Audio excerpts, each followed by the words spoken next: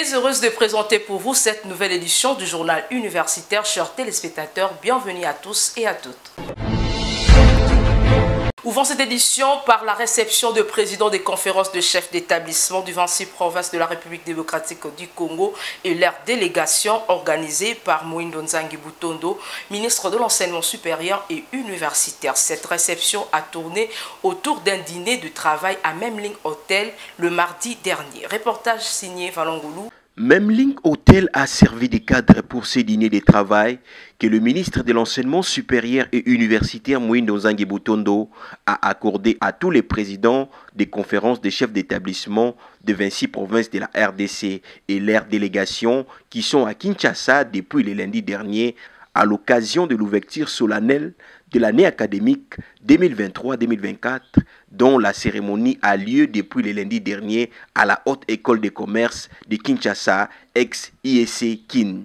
L'occasion faisant les larrons, le professeur Osé Massivi, conseiller en charge du numérique du ministère de l'Enseignement supérieur et universitaire, a présenté d'une manière succincte l'application numérique pour la gestion orthodoxe des institutions de l'enseignement supérieur et universitaire. C'est une application congolaise faite par les Congolais. Nous avons adopté le concept de transfert de technologie. Oui, évidemment, lorsque nous introduisons le numérique, l'informatique dans une organisation, il y a toujours coexistence du manuel avec le numérique jusqu'à ce que le manuel va disparaître.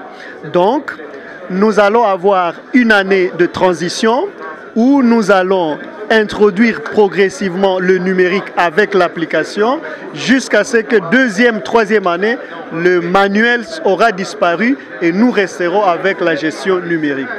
La Haute École de Commerce de Kinshasa a servi de cobaye.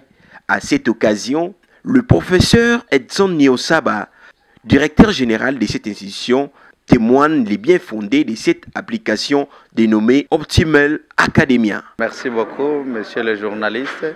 La Haute École de Commerce de Kinshasa, qui vient de naître, l'ex-IEC Kinshasa, a servi d'établissement pilote pour l'implémentation de la solution optimale pour gérer le secteur financier, le secteur académique. Pour nous, nous avons conçu cela comme une opportunité qui nous a aidé à résoudre le problème des étudiants, des faux bordereaux, à résoudre les problèmes d'asymétrie d'information entre les délégations syndicales et tous les partenaires, à résoudre le problème de redevabilité envers les parents qui ne savaient pas savoir si leurs enfants payent ou s'ils sont réellement étudiants dans notre établissement. Avec la numérisation, tous les partenaires se retrouvent et nous pensons que cette réforme elle est favorable, elle est optimale parce qu'elle résout le problème de tous les partenaires qui nous accompagnent. De cette manière, nous accompagnons l'action du chef de l'État qui veut que notre pays puisse être un pays émergent et nous sommes poussés, accompagnés, propulsés par le leadership légendaire de notre tutelle avec la tête de son Excellence, M. Mohindo Nzangi Butondo, à qui nous remercions beaucoup pour son pragmatisme dans cette action. À l'unanimité, les présidents des conférences des chefs d'établissement ont approuvé cette nouvelle application et promettent de la mettre en application dans leurs institutions. Et à ma qualité de conseiller en coopération, en fait, tous les partenaires apprécient. Nous avons circulé le monde entier pour rencontrer les partenaires des universités de nos établissements. Ils ont apprécié les systèmes qu'on est en train de tester aujourd'hui au sein de la Haute École de Commerce, tout simplement parce que tous les partenaires exigent la transparence, exigent le climat des affaires paisible, correct. Et aujourd'hui, nous sommes très fiers que tous les chefs d'établissement ont opté ce système pour l'appliquer et on trouve que vraiment c'est la transparence au sein des établissements de les sous-tutelles de l'ESU. Et là, nous remercions vraiment son Excellence le ministre de l'Enseignement supérieur pour avoir mis ce concept en route et que tout le monde est maintenant prêt à s'exécuter. On s'assure que nous venons d'assister à une séance de démonstration du logiciel Ops Solution. Et avant, on avait un peu de doutes parce qu'on ne savait pas, on avait des doutes parce qu'il y avait beaucoup de paramètres qu'on n'avait pas encore maîtrisés. Mais sinon, avec l'implication de son Excellence, vous avez mis avec le prof Massivi et lui-même, personnellement, nous a expliqué les buts et l'importance de ces logiciels. Sincèrement, si nous voulons être sérieux, si nous voulons combattre les antivaleurs, c'est maintenant. Comme on dit, comme il y a quelqu'un, un grand politicien qui dit que le réveil, c'est maintenant. Donc tous les établissements doivent se réveiller maintenant pour vraiment s'impliquer à installer ces logiciels et l'appliquer sous toutes ses formes dans les établissements. Des fois même les manques à gagner qu'on remarquait où il y avait des fraudes à gauche, à droite, en tout cas sincèrement avec les logiciels, il n'y a pas match. Il n'y a pas match. En tout cas, on a fait des petites démonstrations avec des institutions.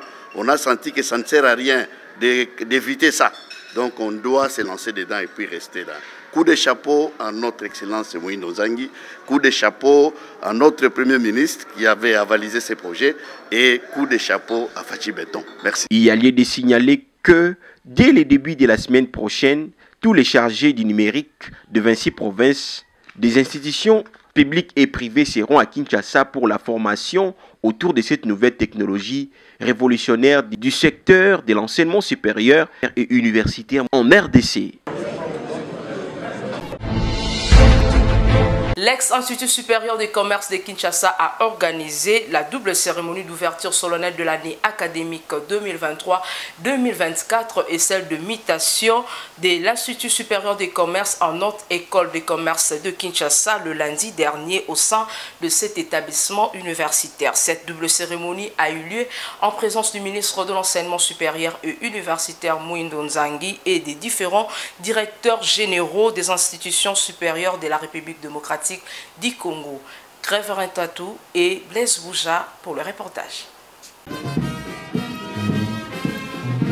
C'est par les mots de bienvenue du professeur Eton Nyonsaba, au directeur général de l'ex-Institut supérieur des commerces de Kinshasa, muté en Haute École des commerces de Kinshasa, qui a marqué le début de cette cérémonie de mutation, au cours de laquelle le ministre de l'Enseignement supérieur et universitaire, Moïse Nzangi Butondo, a procédé à la cérémonie d'ouverture de l'année académique 2023-2024 sur toute l'étendue de la République démocratique du Congo. Et ça n'est suivi par la même occasion d'un bref historique de l'IESEKIN par les DG de cet établissement supérieur, Eton Nyonsaba, qui a souligné que l'UESEKIN a commencé par un effectif de 25 étudiants en 1964 et ces derniers comptent en séjour 29 951 étudiants en disque d'une demande croissante des professionnels en gestion commerciale et administrative dans un environnement complexe en forte mutation, tout en mettant un accent particulier sur les 5 axes stratégiques du ministre de l'ESU au gouvernement, à savoir la réforme de licence master doctorat LMD, la numérisation des services, l'amélioration des infrastructures, la lutte contre les antivaleurs et l'amélioration du social.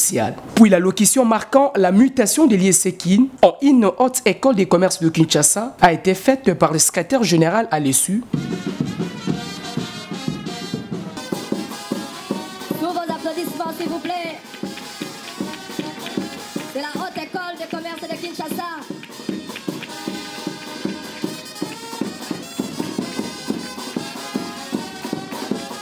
Avec son nouveau logo.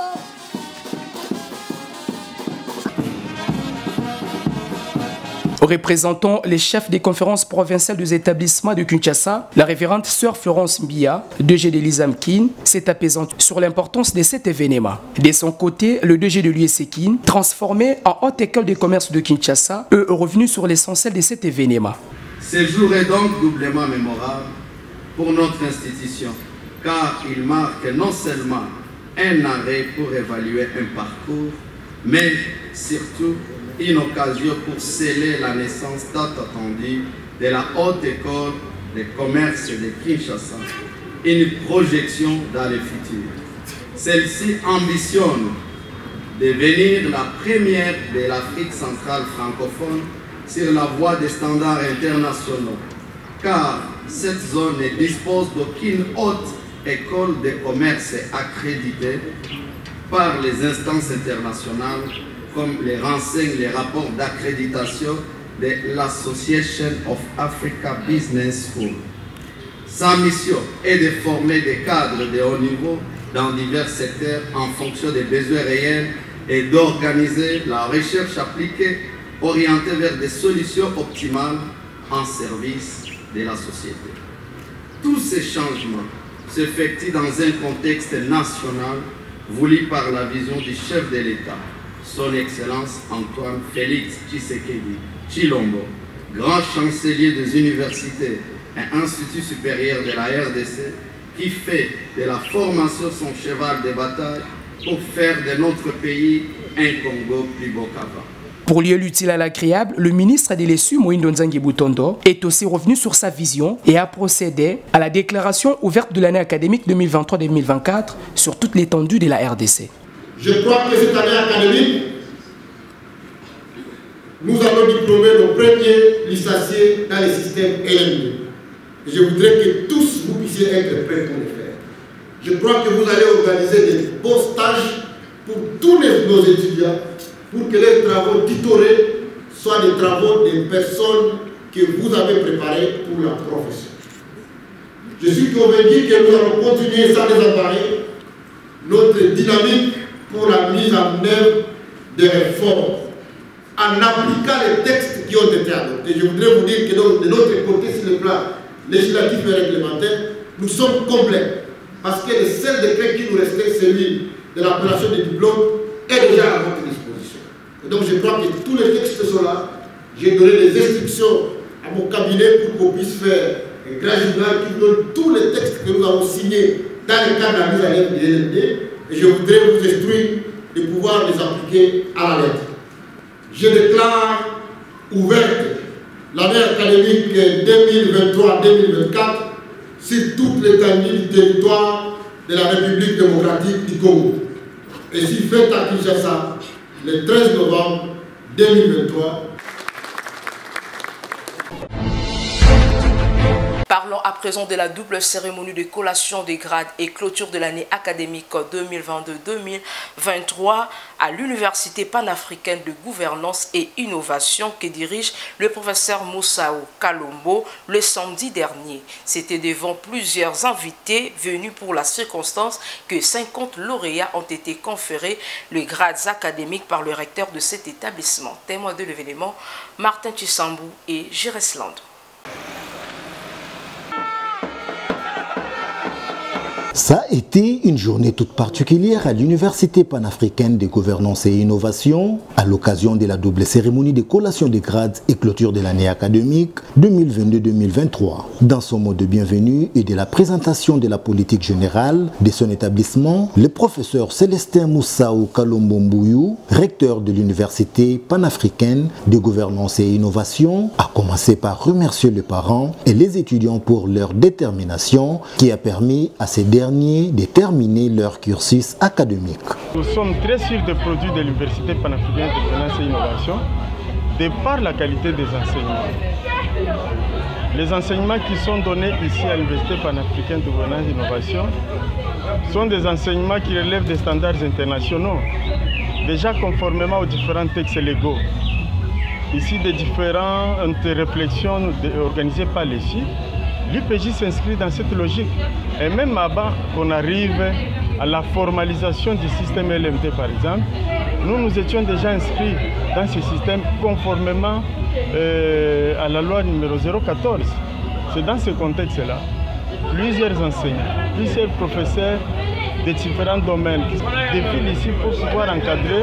Prenant la parole à son tour, le professeur Michel Bissa, secrétaire général académique de l'UPGI, a présenté le rapport académique qu'il a jugé positif au regard des réalisations faites au cours de l'année qui vient de s'achever. À cette même occasion de la double cérémonie de collation des grades et clôture de l'année académique 2022-2023, le professeur Michel Bissa a renseigné à l'assistance la particularité de son établissement. Nous sommes une des rares universités au pays qui respectons scrupuleusement les instructions de la tutelle, mais également qui fonctionnons dans les standards internationaux.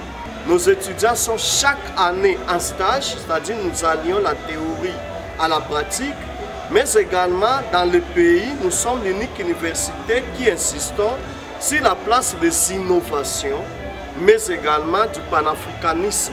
Ça fait de nous, l'UPGI, une université de la société, dans la société et pour la société. Juste après toutes ces allocutions, l'heure était à la proclamation des résultats des lauréats par les différents doyens des facultés. Au total, 80 lauréats ont été conférés les grades académiques par les professeurs ordinaires Moussao Kalombo, recteur de l'Université panafricaine des gouvernances et innovation, à la grande satisfaction de tous.